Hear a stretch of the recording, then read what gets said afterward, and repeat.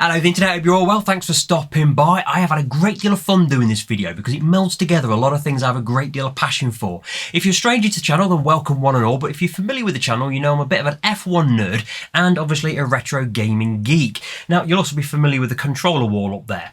I do get a lot of comments about whether those controllers belong to anything. Well, yes they do. My consoles, most of them are down here underneath this desk here, and that's not the exhaustive list of the controllers here. I've got another box full here, and there's some more up on the wall over there. But I wanted to do this video because not only am I a sim racer from time to time, but I'm also just occasionally a real world racer through Racing Prodigy.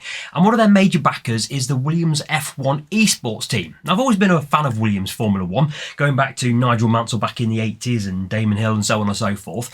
And I wanted to do a bit of a celebration of retro gaming, F1 and the Williams Formula 1 team. So I've taken a selection of Formula 1 games through the generations. So we're going to start off with Nigel Mansell's Grand Prix on the Sinclair ZX Spectrum, and then we're going to move on to Ayrton Senna's Super Monaco Grand Prix 2 on the Sega Megadrive.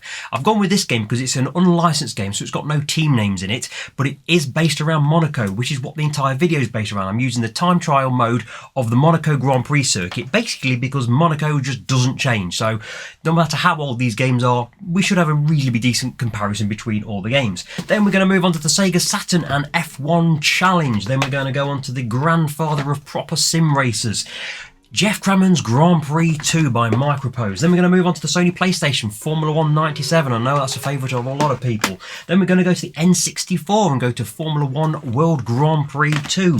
Then we're going to go to the PC and we're going to F1 Challenge 9902, and I'm going to use the 2000 season on that one. Then we're going to go to PlayStation 2 F1 2003.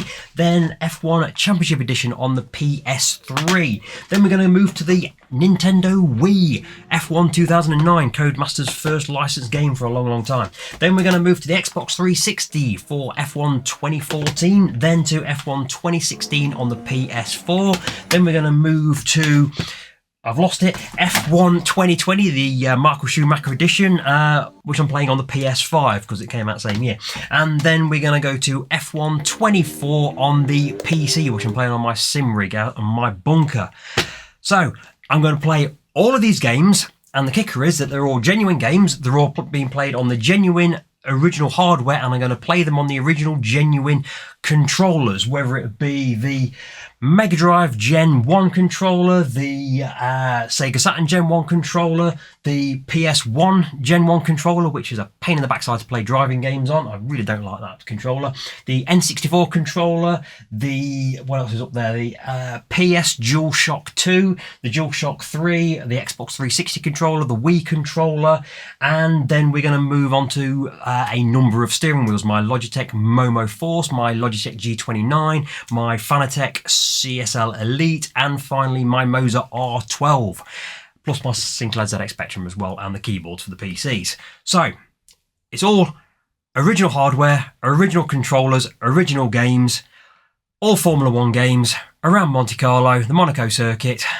Do enjoy.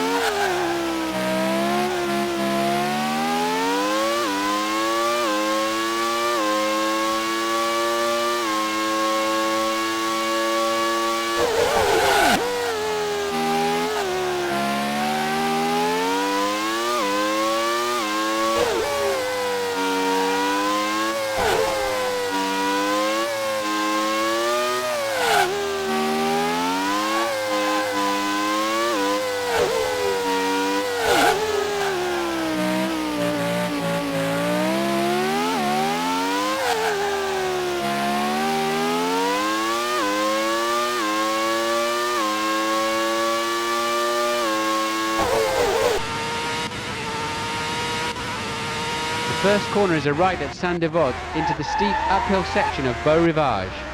Now through the long sweeping left, preparing for the tight left-hand bend. Now it's right round the roundabout at Casino and down the hill towards the right at Mirabeau, into a tight right-hander, coming up to the left-hand hairpin, coming up to the twin rights round Portier, leading to the tunnel entrance.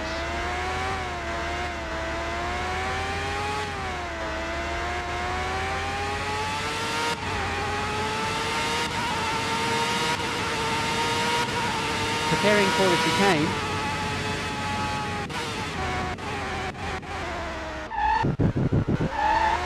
Quite a short straight now, coming up to the long sweeping left-hander. It's left then right through the upcoming dogleg, coming up to a right-left dogleg.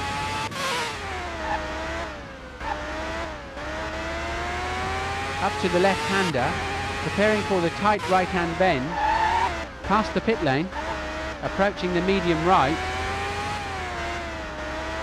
into the start-finish straight now.